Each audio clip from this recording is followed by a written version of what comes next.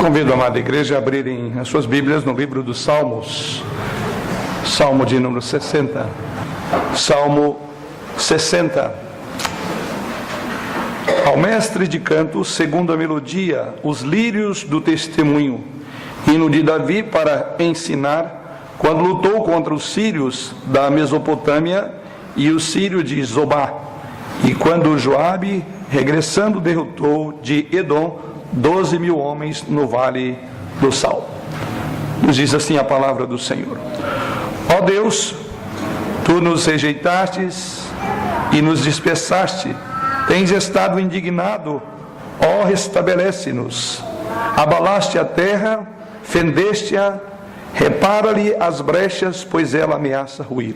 Fizeste o teu povo experimentar reveses e nos deste a beber vinho que atordoa. Deste um estandarte aos que te temem para fugirem de diante do arco, para que os teus amados sejam livres. Salva com a tua destra e responde-nos. Falou Deus na sua santidade: exultarei, dividirei Siquém e medirei o vale de Sucote. Meu é Gileade, meu é Manassés. Efraim é a defesa da minha cabeça, Judá é o meu cetro. Moabe, porém, é a minha bacia de lavar. Sobre Edom atirarei a minha sandália, sobre a Filístia jubilarei. Quem me conduzirá à cidade fortificada? Quem me guiará até Edom? Não nos rejeitaste, ó Deus, tu não sais, ó Deus, com os nossos exércitos.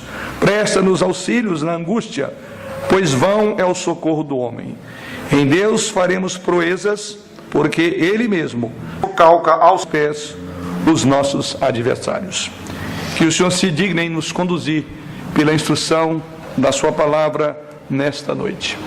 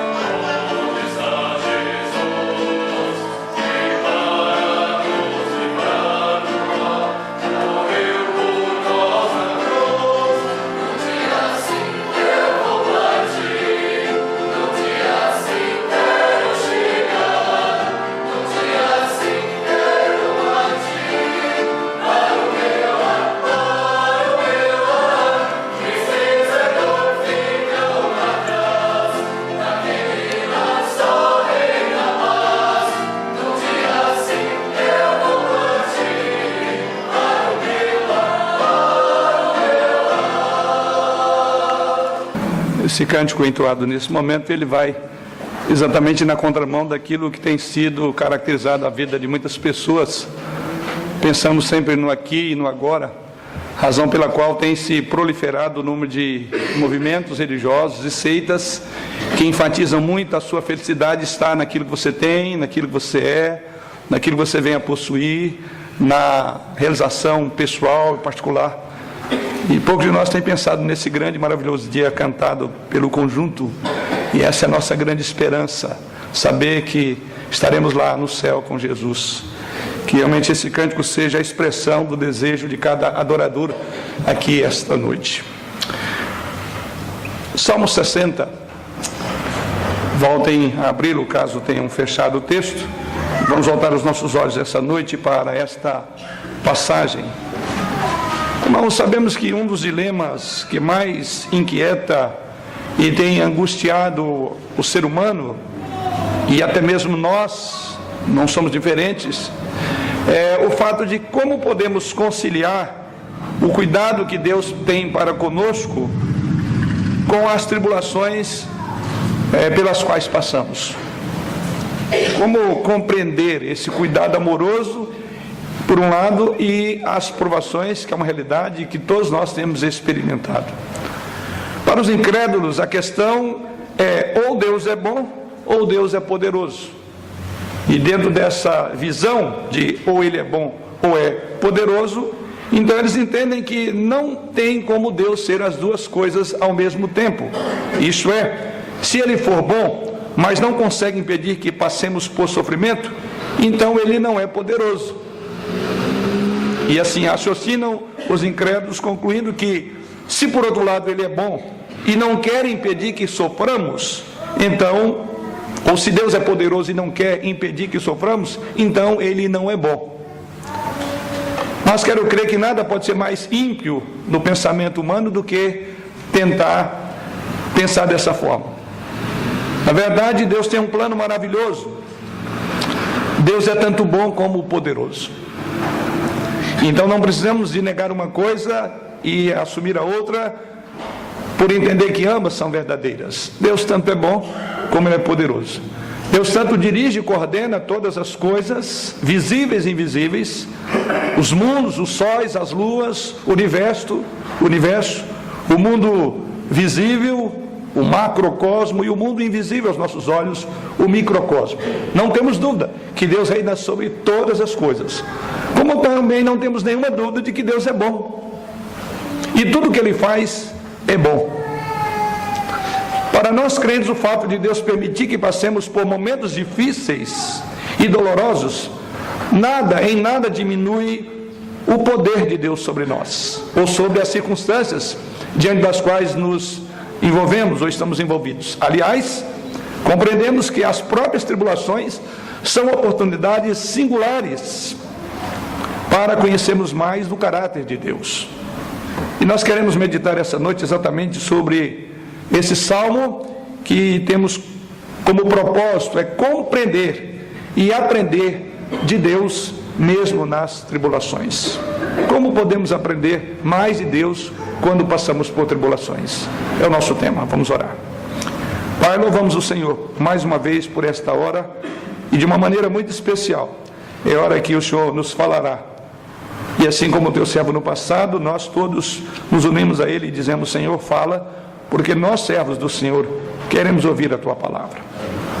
E para tanto pedimos que tire de nós qualquer venda de incredulidade, de distração que nos impeça de enxergar aquilo que o Senhor tem para nós, ou que impeça de ouvir a tua doce voz falando ao nosso coração. Pedimos que o teu Santo Espírito nos ilumine na compreensão desta passagem, da mesma forma como Ele inspirou o teu servo no passado a escrever este relato precioso na vida do teu servo Davi. Que assim a tua palavra chegue a nós com o mesmo poder, graça e exortação com que chegou a nação de Israel na época em que ele foi escrito. Assim, Jesus, oramos. Amém. Conhecemos Deus mais certamente nas tribulações. Vamos pensar um pouco no contexto dessa passagem. Como o próprio título aí, inclusive, é um dos salmos que tem o título mais longo de todos os salmos, é exatamente esse. Observe aí o que está em itálico abaixo, e quando eu falo de título, não esse que está em negrito, mas o que está em itálico, a letrinha inclinada para a direita. Esse é o título inspirado. E os irmãos podem perceber, olhando para todos os salmos, é um dos maiores, é um dos títulos maiores de todos os salmos que a Bíblia apresenta. O contexto desse salmo é o livro de 2 Samuel, capítulo 8, versos de 1 a 14. Você poderá depois conferir em casa. Ou ainda 2 Samuel, capítulo 10, versos de 1 a 19. Você pode caminhar também pelo primeiro livro das Crônicas, no capítulo 18, versos de 1 a 13. E ainda no primeiro livro das Crônicas, 18, versos 6 a 19. Então o contexto para você compreender aqui é exatamente essas passagens que citei. Como os irmãos não têm a oportunidade no momento de pesquisá-la, eu quero então dar uma ideia do que está escrito em todos esses textos. Então o contexto do Salmo 60 é exatamente onde vemos que ali nesses textos citados, registra-se diversas, inúmeras vitórias que Davi teve como rei de Israel sobre os vários inimigos que faziam fronteira com a nação de Israel, principalmente ao sul do território israelense. E o texto, ou essas passagens citadas aqui, dizem lá que Davi se tornou um homem de renome, um rei muito poderoso, porque todas as suas incursões para a guerra, em todas, 100% Davi ganhava todas. E era vitória inquestionável, o modo como ele assolapava os inimigos com os quais ele confrontava. Como nos mostra o título desse salmo, diz aí que ele é hino de Davi, está aí no título, para ensinar, quando lutou contra os sírios da Mesopotâmia e os sírios de Zobá, está aí no título. O fato é que enquanto Davi fazia campanhas, incursões militares ao norte do território de Israel, e ali vencia todos os inimigos, absolutamente todos, os edomitas, que eram primos de Israel, descendentes de Esaú, o atacaram no sul de Israel, causando grande estrago, ou ao norte de Israel, causando grande estrago. Davi, então, no contexto dessas passagens, ele envia Joabe e Abissai com parte de seu exército. E lá no primeiro livro das Crônicas, no capítulo 18, versículo 12, diz lá que ao enviar Joabe e Abissai, ele derrotou de Edom 12.000 homens no vale de Sal, conforme registrado no texto, ao sul do Mar Morto. Ao que nos dá a entender então é que Davi escreveu este salmo, compôs esta melodia, na ocasião em que ele ficou sabendo do ataque dos edomitas, os seus primos. E embora tenha sido pego de surpresa e ficou profundamente abatido, inclusive veremos no salmo que ele ficou confuso, exatamente pelo fato de Deus permitir que um homem que ia tão bem por um flanco do seu território, por outro lado, perdeu para os seus próprios primos. E assim Davi apresenta nesse salmo, por um lado o seu batimento, por Deus ter permitido aquela tragédia. O seu coração, por outro lado, não deixou de confiar em Deus. Daí porque o título é Os Lírios do Testemunho. A melodia é exatamente os lírios do testemunho. Inclusive diz que é um salmo de instrução, salmo de aprendizado. E nesse salmo o que vemos é que Davi aponta exatamente para a fidelidade de Deus, testemunhada pelos filhos de Israel. E olhando para esse salmo, nós temos 3 verdades a destacar aqui. Vamos à primeira delas. Uma vez que devemos aprender de Deus em meio às tribulações, a primeira verdade que esse salmo nos remete estão descritas aí, ou está descrita nos versos 1 a 3. Nos diz assim: ó Deus, tu nos rejeitaste e nos dispersaste, tens estado indignado, ó restabelece-nos, abalaste a terra, fendeste-a, repara-lhe as brechas, pois ela ameaça ruir. Fizeste o teu povo experimentar reveses e nos deste a beber vinho que atordoa. A primeira verdade que destacamos é que Deus permite sofrimento em nossas vidas. A linguagem que o Davi usa aqui, uma linguagem figurada, é muito forte para descrever o modo como ele via e sentia e experimentava o sofrimento. Deus permite sim que em nossas vidas soframos. E não tem a ver, conforme dissemos na introdução, com a falta de poder dele, mas é projeto, é papel, é obra dele, inclusive, passarmos por sofrimentos. E é exatamente essa primeira verdade que eu quero olhar no texto, nesses 3 primeiros versos. O que Davi mostra aqui é que Deus havia rejeitado. E para compreender de forma mais ampla, por que há este abatimento? Por que este homem é tão vitorioso por um lado e perde para 12 mil homens de Edom, que depois foram destruídos também? Como entender isto? Porque Deus estava permitindo que a nação de Israel passasse por aquilo que o próprio salmista diz no verso de número 3: passastes ou experimentar reveses. Fizeste o teu povo experimentar reveses, contratempos, percalços. E Davi diz que Deus fez aquilo, porque Deus permite o sofrimento em nossas vidas. Deus, na verdade, havia rejeitado Saul. Para entender melhor por que eles passavam por esses reveses, qual foi a causa da nação de Israel perder por um lado e levar o abatimento ao rei. O fato é que Deus já havia rejeitado o rei de Saul, como creio que todos conhecem a história, e por isso sérias consequências sobrevieram ao povo de Israel por causa do rei Saul. Davi se queixou de ver a situação lamentável, deplorável a que Deus sujeitou a nação de Israel, que chegara e fora por causa dos pecados de Saul. Ele sabia muito bem que Deus estava disciplinando o seu povo. Então, o contexto para Davi, ele sabe muito bem porque Deus fez eles experimentar os reveses, como diz no verso de número 3. Nem mesmo as vitórias e o renome pelas conquistas, registrado em 1 Samuel capítulo 8, verso 13, que diz que Davi se tornou um homem de grande renome, poderio bélico. Ou seja, nem mesmo as vitórias, que esse é o contexto, fez com que ele ignorasse as tristezas e as dores que, por um outro lado, a nação experimentava, os reveses. Em meio às vitórias, ele encontra também reveses. Alguém cujo coração é altruísta não é capaz de alegrar-se, mesmo com grandes vitórias, que era o caso de Davi, quando, por outro lado, ao seu redor, havia um irmão sofrendo. Davi poderia muito bem estar só imaginando as vitórias que ele conquistara, por um lado da nação de Israel. Mas Davi agora, ele se compadece, ele experimenta também o que ele chama de reveses, por causa do pecado de Saul. E como é que ele faz isso? Nesses 3 versículos, Davi, ele descreve o sofrimento da nação de Israel, como Deus punindo a mesma por causa dos seus pecados, e ele expressa isso de algumas formas, com uma linguagem figurada. E ele então enxerga primeiramente a indignação de Deus, verso 1. Tu nos rejeitaste e nos dispersaste, tens estado indignado, restabelece-nos. Ele diz, nós estamos experimentando o peso da tua mão, Senhor, tenha misericórdia, restabelece-nos novamente. É a súplica, é a oração de Davi aqui.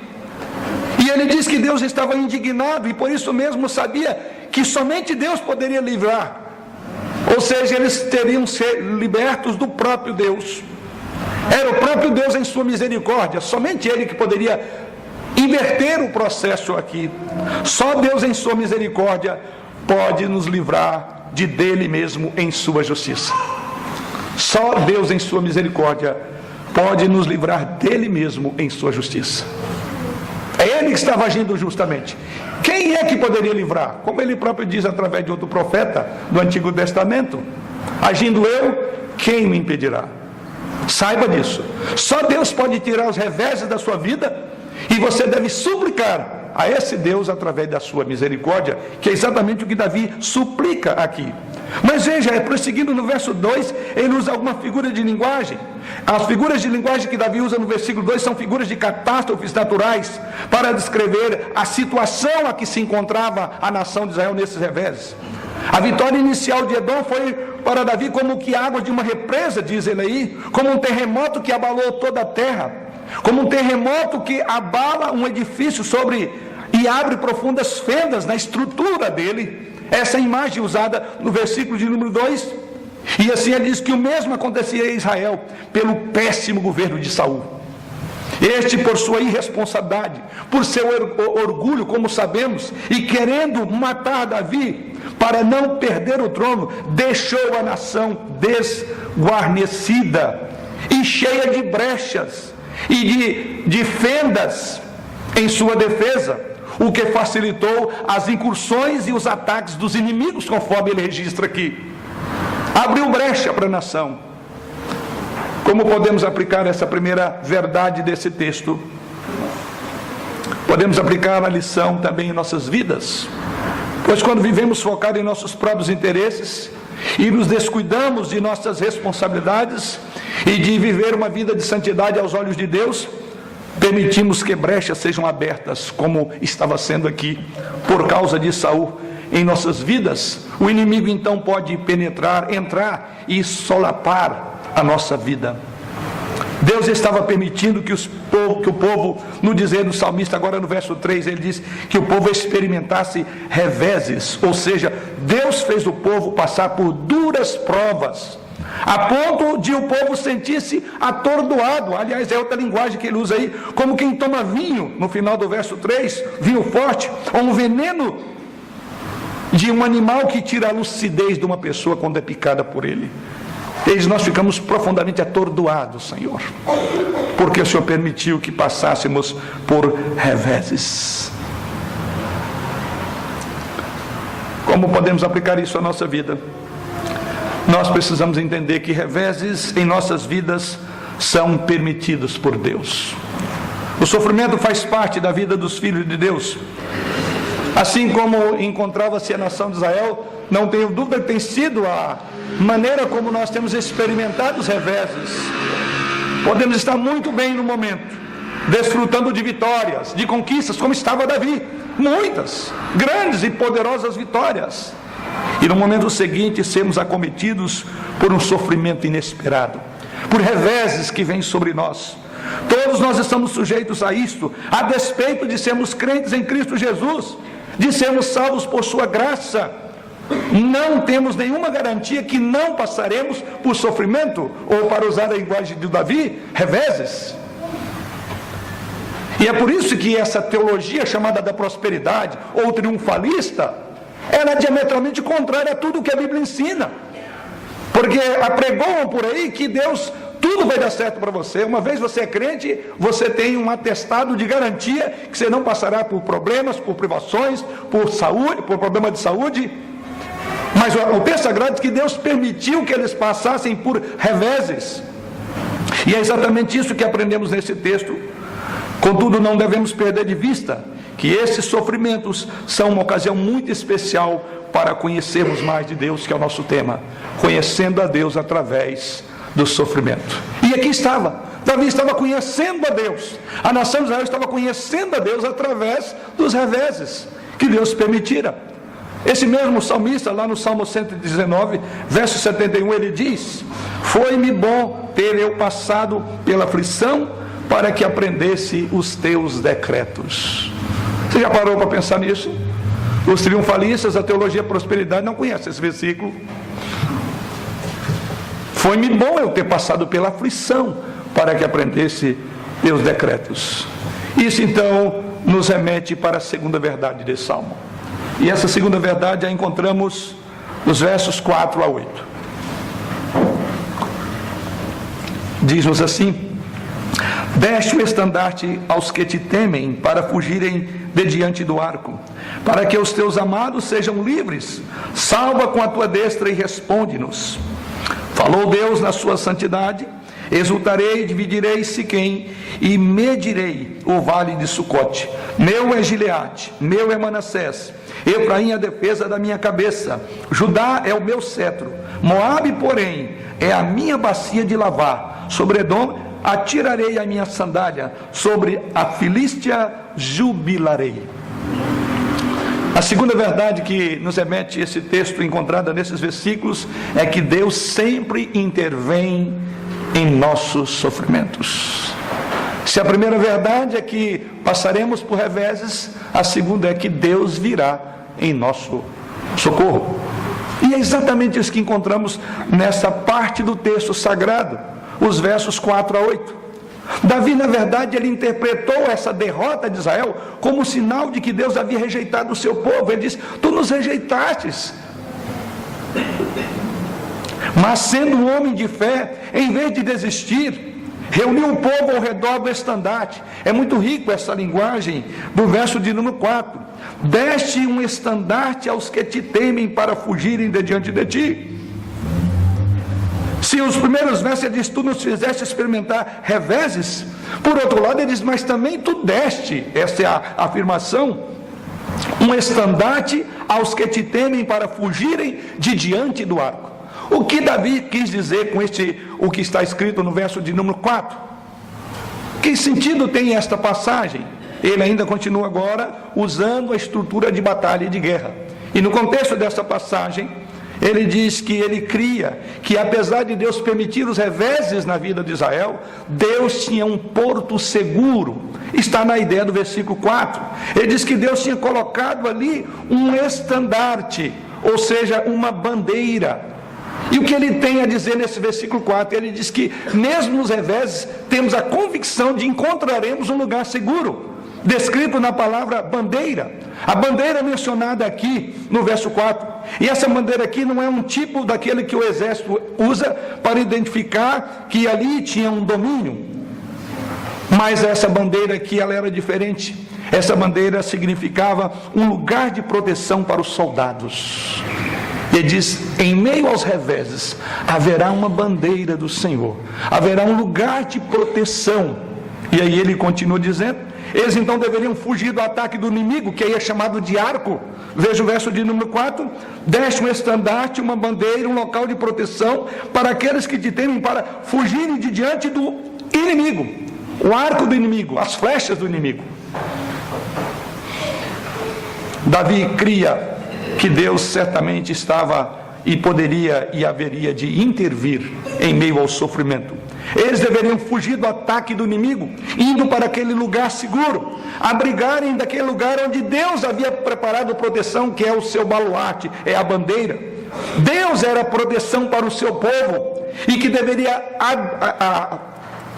permanecer ao lado, ou junto ali, deveria abrigar-se exatamente nesse estandarte.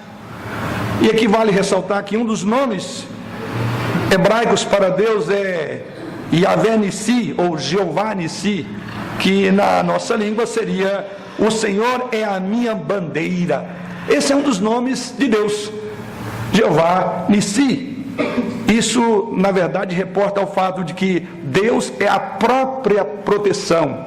Deus é refúgio na tribulação, como o salmista vai dizer em outros salmos.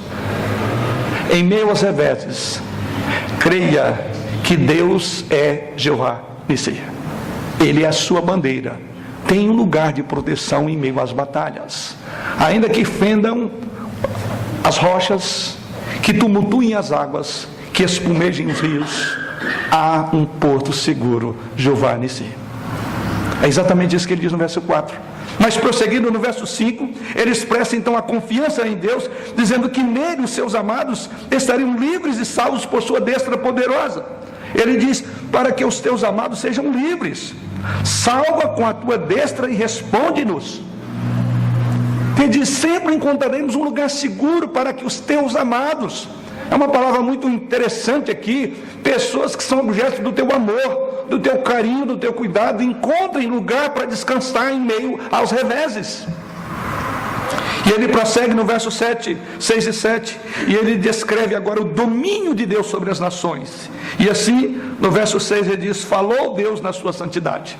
Aqui agora há, por assim dizer, uma interrupção da oração do salmista, do reconhecimento dos reveses, de reconhecer que havia um porto seguro. Agora Deus fala. E o que Deus fala? Falou Deus na sua santidade: exultarei, dividirei a Siquém, e medirei o vale de Sucote. Meu é Gileade, meu é Manassés, Efraim é a defesa da minha cabeça, Judá é o meu cetro, Moabe, porém, a minha bacia de lavar. Sobre Edom atirarei a minha sandália, sobre a Filístia jubilarei. Agora Deus responde. E aqui, na resposta de Deus, esses versículos que lemos aos irmãos descrevem o domínio que Deus tem sobre as nações, o domínio que Deus tem sobre as intempéries que ocorrem na sua vida, os domínios sobre os reveses que você passará por ele. Deus está dominando isso, não está perdido. Isso é visto nessa expressão. E no versículo 8, Deus refere-se com desprezo aos inimigos que atacaram a Israel. E observe que no versículo 8, ele fala tanto de Edom quanto de Moabe, que eram conhecidos inclusive por sua arrogância, que eram primos de Israel, arrogantes e tinham vencido. E olha o modo como Deus usa, é uma linguagem em que Deus ironiza a arrogância de Edom e de Moabe. E o que ele diz? Aos olhos de Deus, Moabe não passava de uma bacia usada para lavar os pés imundos, e Edom era um servo que limpava sapatos sujos. É isso que Deus está dizendo. Quem é Moabe? Quem é Edom? Eu uso deles. É muito rico esse contexto, irmãos, porque Deus não governa somente sobre o seu povo, como pensavam os pagãos em relação aos seus deuses, que eram territoriais. Os deuses dos paganismos são territoriais, e você quer aplacar a sua ira, então esse Deus, você age dessa forma, aquele Deus daquela forma. Então, ao contrário, Davi diz, ao contrário das nações pagãs, Deus não é um Deus territorial, Deus é o Deus do universo. Sim, Ele é o Deus de Israel, mas Ele é também Deus das nações, e onde Ele quiser chegar com o seu domínio, Ele chegará. Mas no versículo 6 há uma afirmação que merece mais a nossa atenção aqui, quando ele diz, falou Deus na sua santidade, diz o versículo 6. Algumas versões traduzem o termo de santidade por santuário, mas o substantivo hebraico usado aqui na língua original, melhor é santidade. E com isso destacamos duas coisas aqui. Primeiramente, a palavra de Deus. Falou Deus, é assim que ele inicia.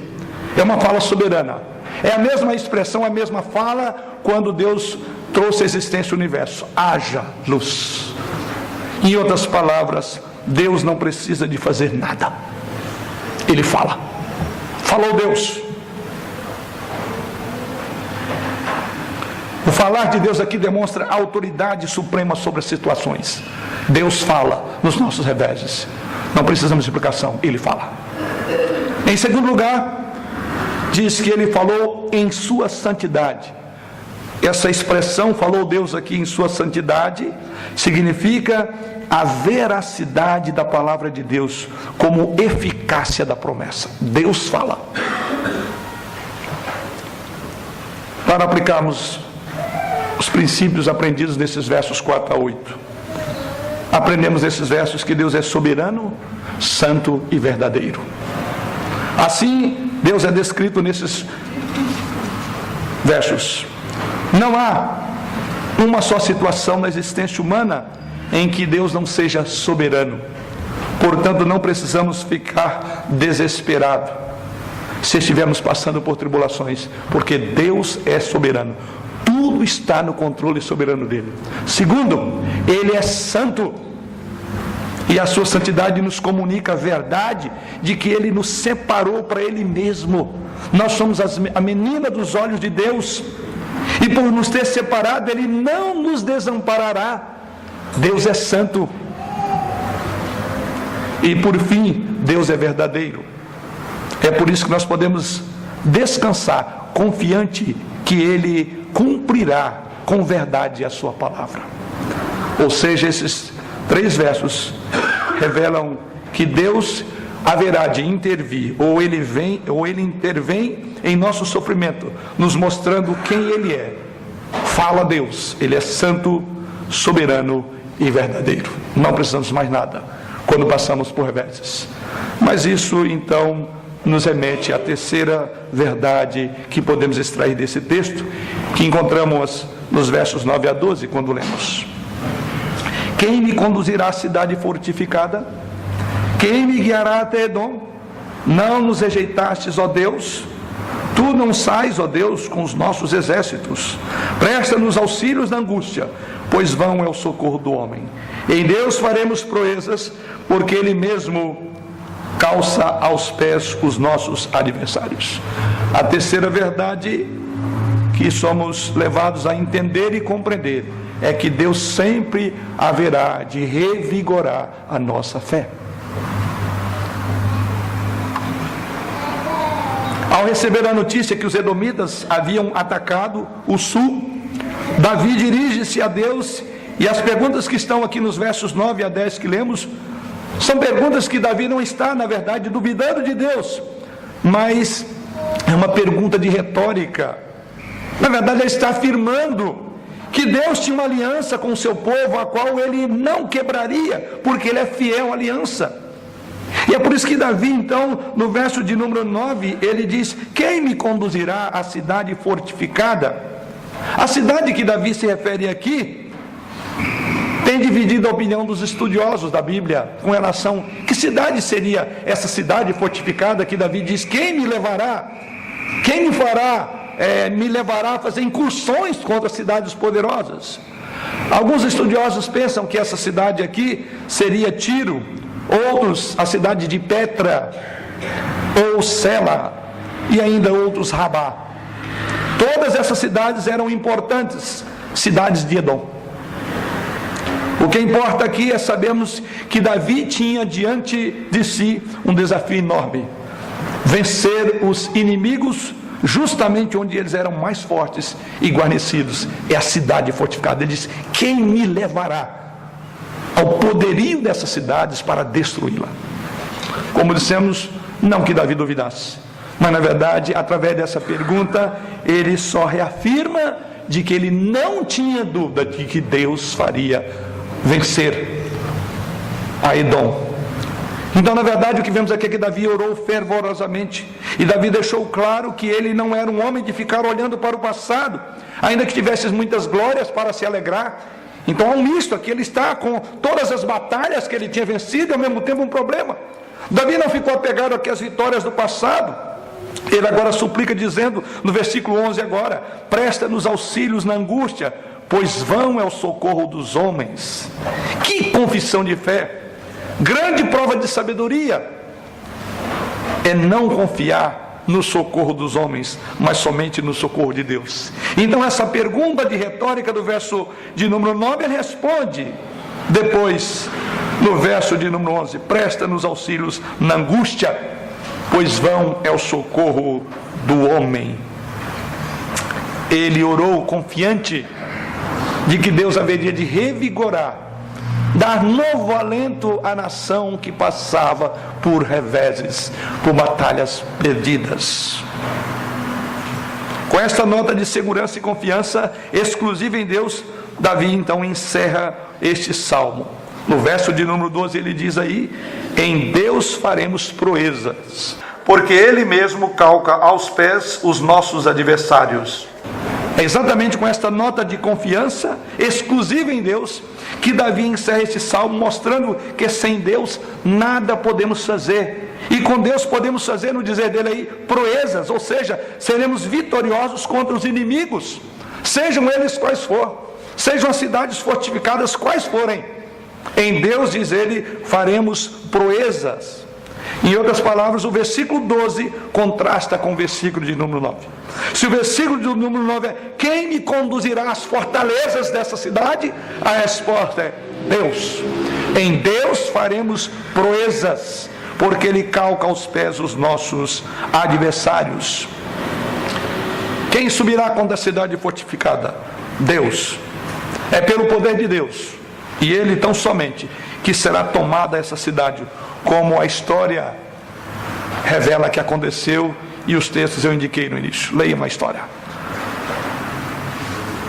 E o texto sagrado, aliás, no próprio título, diz aí que: e quando Joabe, regressando, derrotou de Edom 12.000 homens no vale do Sal. 12.000. Tentem calcular o número de pessoas que Davi, com seu exército, destruiu. Quantos reis? Quantas cidades? Os textos indiquei na introdução dessa mensagem, e você se surpreenderá. É por isso que Deus diz aqui: quem é Edom? Você é bacia que eu lavo meus pés. Por isso que ele diz: em Deus faremos proeza. Dessa forma, então, compreendemos que Deus então revigora a fé dos seus filhos, quando estes, em meio às suas tribulações, são conclamados a confiarem no eterno poder de Deus. Como aplicar as verdades desses últimos versículos, no 9 a 12? O futuro nos é incerto, nos é obscuro, e por isso mesmo ele nos traz desconforto e abala certamente a nossa fé. Nessa hora, corremos o risco de corrermos para o passado, num saudosismo, quando as coisas eram boas e vimos muitas vitórias. Olhar com saudosismo, irmãos, para o passado é perigoso, pois ele nos ilude, porque jamais voltaremos ao passado. A segurança de um passado vitorioso pode nos atrapalhar ao nos lançar ao futuro com confiança em Deus. E é por isso que ele conclui dizendo: em Deus faremos. Ele olha agora para o futuro. Não importa quantas vitórias, quantos momentos bons, o fato é que em Deus continuaremos sendo mais do que vencedores. Devemos olhar para o passado com gratidão a Deus, e assim com fé em Deus nos lançarmos ao futuro, porque reveses acontecerão sobre todos nós. Todos nós experimentaremos. Também precisamos lembrar que a hora da vitória não é, ou a honra da vitória não é nossa, mas é de Deus. É Ele quem nos fará vitoriosos. Por isso que ele diz: em Deus faremos proezas, porque é Deus mesmo que reúne o seu povo no lugar, no dizer do salmista, do estandarte. O que nós precisamos é correr para o lugar do estandarte, do versículo 4, é aquele lugar de proteção. Temos que correr para a bandeira, Jeová Jireh, é ali, ou Jeová Nissi, é ali onde nós encontraremos repouso e paz. Não importa o que o futuro nos assegura ou nos trará, o certo é que em Deus, Jeová Nissi, o local seguro contra o arco do inimigo, estará lá para nos proteger. Para concluirmos, quando o salmista diz: nele faremos proeza, ou seja, tudo é por meio dele, para ele, por meio dele. Calvino, referindo-se a esse texto, diz: aqueles que arrogam para si a menor fração de força à parte de Deus, simplesmente atraem ruína sobre si através de sua soberba. É em Deus, por isso que o salmista diz: irmãos, teremos sofrimentos, e muitos, nesta vida. Mas em meio a esses sofrimentos, somos conclamados a reunir em torno do estandarte, em torno da bandeira de Deus, porque ali nós seremos abrigados através do seu poder. É na presença de Deus, ali ajoelhados em oração, suplicante, que encontraremos vigor ou revigoração para a nossa alma, por meio da palavra, por meio de promessas tão maravilhosas, de passagens tão belas quanto o Salmo de número 60. Como aplicar essas verdades? Primeiro, Davi, na verdade, reúne ou resume este salmo, declarando que somente em Deus podemos encontrar vitória. Isso mostra de forma prática que não poderemos encontrar vitórias em nós mesmos diante dos reveses que vamos encontrar. Não podemos ter verdadeiro sucesso sem a ajuda de Deus. Não temos esperança, a menos que a nossa esperança esteja no agir de Deus por nós. Deus cumprirá suas promessas da aliança, como Davi lembra aqui. Somente com a ajuda de Deus é que o aparente impossível poderá acontecer. Em Deus faremos proeza. Segunda maneira de aplicar essa verdade: muitas vezes nós temos encontrado desafio físico e esquecemos que todas as coisas podem ser realizadas sim, através do poder de Deus. Muitas vezes vemos dificuldades à frente e sabemos que é algo que não podemos fazer sozinhos, mas esquecemos de nos voltar para aquele lugar, para aquele local de estandarte. Como igreja, temos experimentado na vida das nossas famílias que sempre a igreja tem encontrado um estandarte, sempre encontra um lugar seguro, em meio às notícias, às dores, às angústias, às enfermidades. Por isso que as nossas orações no culto são carregadas de gratidão a Deus, pela maneira como o nosso povo tem encontrado o estandarte, tem encontrado um local seguro em meio às tribulações. Terceira maneira de aplicar essa verdade é que Davi também nos lembra de um princípio muito importante em nossa vida. Deus nos rejeitará quando nós não estivermos sobre a sua bandeira da verdade, conforme o versículo de número 4. É ali que nós vamos nos livrar do arco do inimigo. Deus não permanecerá conosco simplesmente porque nos chamamos de cristãos, se não estivermos seguindo a sua liderança, simbolizado aqui no estandarte. Ou seja, longe de Deus você não encontrará solução para os seus problemas. É debaixo do estandarte, é o local, é o porto seguro nosso. Você pode se intitular de crente, mas se nesta hora você não procura o estandarte, não tem proteção. Há muitas vezes que suportamos tempos muito difíceis em nossa vida, quando sentimos que somos rejeitados por Deus, como era o caso aqui por causa de Saul, Deus estava rejeitando. E é durante exatamente esses momentos que precisamos nos lembrar de nos reunir sob a bandeira de Deus e correr para a sua palavra e para a verdade. Não são as ideologias, as visões humanas que nos dão segurança, é correr para a palavra. Se você está aflito, corra para a palavra. Se você está abatido, é a palavra, ela te alimentará, porque ela permanecerá para sempre, como disse Jesus Cristo. O pecado, em último lugar, é o grande elemento que interfere no nosso relacionamento com Deus. Foi por causa do pecado de Saul que o povo experimentou reveses. Então, irmãos, é hora de termos os olhos bem abertos e estarmos conscientes de que podemos lutar e encontrar, mesmo nas circunstâncias difíceis, por causa das nossas próprias escolhas tolas e más, poderemos sofrer muitas decisões que são baseadas em nós mesmos, para o nosso próprio bem-estar, são baseadas em desejos e necessidades físicas. Muitas de nossas decisões são baseadas também na luxúria de nossos próprios olhos, no desejo da nossa carne, do nosso orgulho pessoal, como foi o caso de Saul. E a nação experimentou reveses.